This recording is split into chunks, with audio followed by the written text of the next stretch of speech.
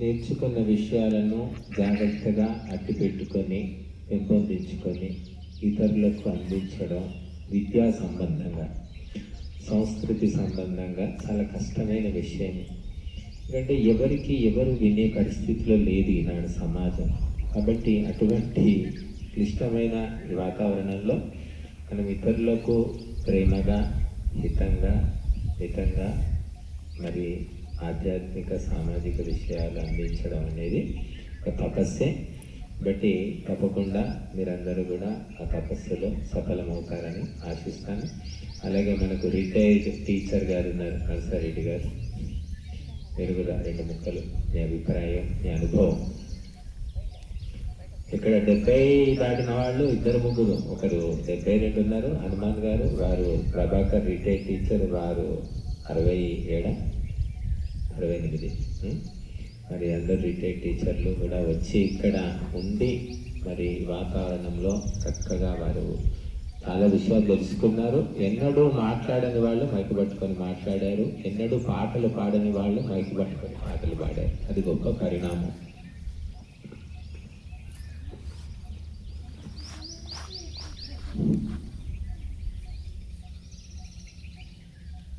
అజ్ఞానతిమిరాంధస్య జ్ఞానాంజనశలాకయా చక్షుర్మిలితం యేన తస్మై శ్రీ గురవే నమః.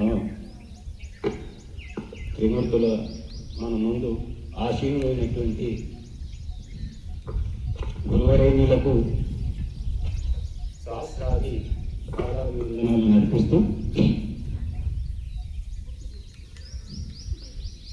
మనకి ఇక్కడ వచ్చిన తర్వాత ఒకటే నాకు అర్థమైంది, ప్రతిసారి చెప్తున్నారు శుద్ధి శుద్ధి శుద్ధి.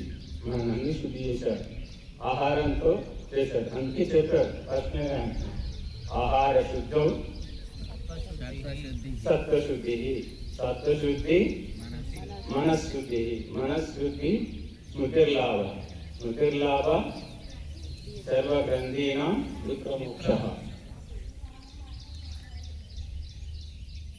అక్కడ ఎవరికి మోక్షం వచ్చిందో లేదో కానీ మాకు మాత్రం మోక్షం వచ్చింది. ఇక్కడికి వచ్చిన తర్వాత 2 విధాలైనటువంటి మోక్షం.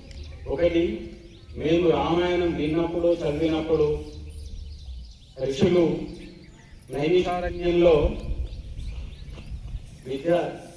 శిష్యులకి ప్రబోధించేవారు. అటువంటి నైమిషారణ్యానికి ఉన్న వాతావరణాన్ని కల్పించి మాకు శిక్షను ఋషివర్యులైనటువంటి వారి సమక్షంలో కల్పించినందుకు ప్రత్యేకంగా గురువర్యులకు ధన్యవాదాలు. ఇక్కడికి వచ్చిన తర్వాత నాకు గత 25 సంవత్సరాలుగా ఆర్య సమాజంతో సంబంధం ఉండింది.